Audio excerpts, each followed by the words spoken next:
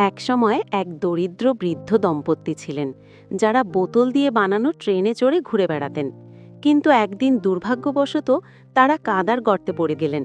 সাহায্যের জন্য চিৎকার করতে লাগলেন, আর ধনী রাজপরিবার তাদের দেখে হাসতে লাগল। কি নিষ্ঠুর ছিল তারা!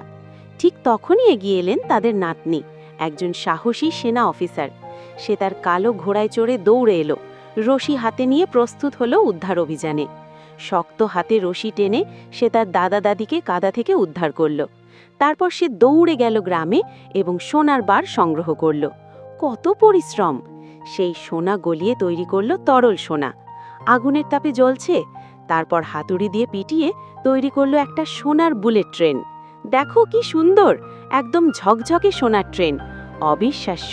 এখন তার দাদা দাদি সেই সোনার ট্রেনে চড়ে খুশিতে হাত নাড়ছেন। আর দেখো, ধনী রাজপরিবার হতভাগ হয়ে দেখছে। লাইক ও সাবস্ক্রাইব করুন।